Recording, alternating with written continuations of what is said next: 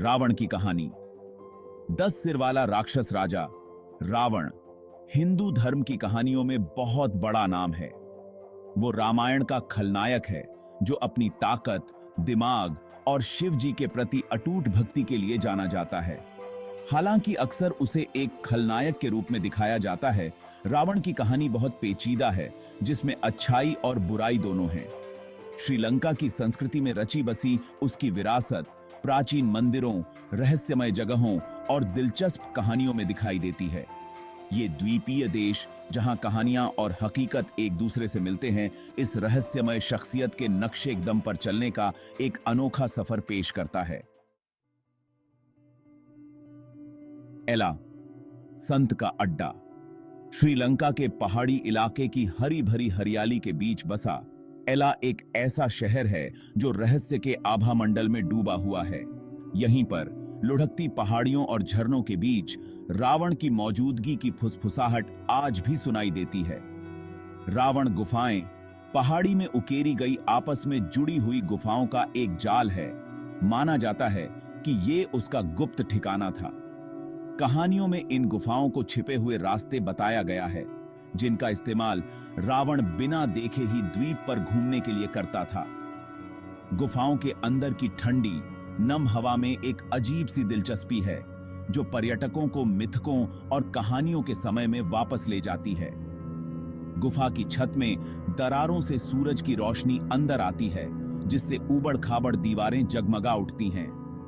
पास ही में राजसी रावण फॉल्स एक चट्टानी चोटी से नीचे गिरता है।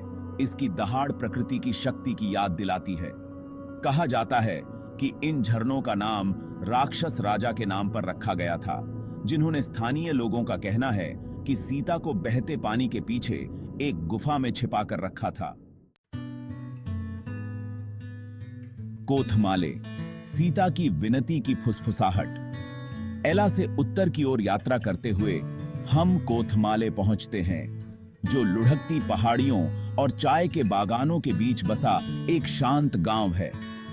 यहीं पर इस शांत वातावरण में भगवान राम की पत्नी सीता ने रावण की कैद में अपना समय बिताया था। कहानी है कि सीता ने राम को अपने ठिकाने की जानकारी देने के लिए अपने आंसुओं से सने चावल के गोले बिखेर दिए थे। हवा और नदियों के बहाव से ये चावल के गोले आखिरकार राम तक पहुंचे और उन्हें उनकी प्रियतमा तक पहुंचाया। आज कोथमाले का शांत वातावरण उस दुखद कहानी को बयां करता है जो अपने अंदर समेटे हुए है। पत्तों से सरसराती हवा मानो सीता के दुख को बयां कर रही हो, जबकि हरे भरे धान के खेत उनकी अटूट उम्मीद के प्रतीक हैं। कोथमाले का दौरा रामायण के भावनात्मक मूल की मार्मिक झलक पेश करता है, जिससे यात्री अच्छाई और बुराई के बीच महाकाव्य लड़ाई के साथ साथ सामने आने वाले मानवीय नाटक से जुड़ सकते हैं। सीता कोटुआ कैद का महल। द्वीप के बीचों बीच सीता कोटुआ है एक ऐसी जगह जो रामायण की कहानी में दर्ज है। जंगल में समाये हुए खंडहरों से घिरा यह प्राचीन स्थल रानी मंदोदरी के महल का स्थान माना जाता है।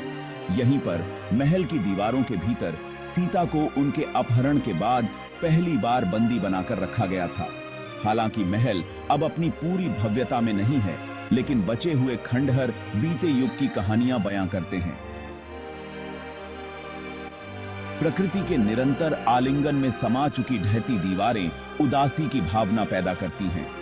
ऊंचे ऊंचे रास्तों से गुजरते हुए व्यक्ति लगभग सीता के दुख की गूंज सुन सकता है और उनके कारावास का भार महसूस कर सकता है। सीता कोटुआ रामायण के केंद्रीय संघर्ष की एक कठोर याद दिलाती है, जो प्रेम, हानि और न्याय के लिए संघर्ष के विषयों पर प्रकाश डालती है। डोलूकंद इलाज का पहाड़। आसपास के परिदृश्य से ऊपर उठकर डोलूकंद रामायण की कहानी में एक विशेष स्थान रखता है। हरे भरे जंगलों से आच्छादित ढलान वाला यह पर्वत उन जगहों में से एक माना जाता है जहां वानर देवता हनुमान ने जीवन रक्षक संजीवनी बूटी की तलाश की थी। घायल लक्ष्मण को पुनर्जीवित करने के काम के साथ जड़ी बूटी के लिए हनुमान की तलाश उन्हें इसी पहाड़ पर ले आई। आज डोलूकंद में शांति की भावना व्याप्त है। चीड़ और नम धरती की गंध से हवा ताजा और स्फूर्तिदायक है। जैसे ही आप पहाड़ के रास्ते पर चढ़ते हैं, आप प्रकृति की आवाजों से घिरे होते हैं। पक्षियों का गाना, पत्तों की सरसराहट और नालों का कलकलना। शिखर पर पहुंचने पर आसपास के ग्रामीण इलाकों के लुभावने दृश्यों के साथ पुरस्कृत किया जाता है, जो हनुमान की महाकाव्य यात्रा के लिए एक उपयुक्त श्रद्धांजलि है। मन्नार, एक राजा की भक्ति की विरासत। श्रीलंका के उत्तर पश्चिमी तट पर मन्नार द्वीप है, एक ऐसी जगह जहां इतिहास और मिथक मिलते हैं।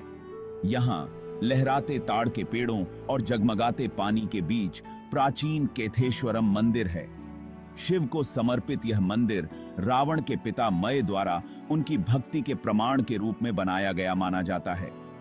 मंदिर की अनुभवी पत्थर की दीवारें समय की कसौटी पर खरी उतरी हैं, जो सदियों से आस्था और भक्ति की गवाह हैं। मंदिर के अंदर कदम रखते ही धूप की गंध और झप की आवाज का स्वागत किया जाता है। हवा में एक स्पष्ट ऊर्जा गूंजती है, जो अंतरिक्ष की पवित्र प्रकृति का प्रमाण है।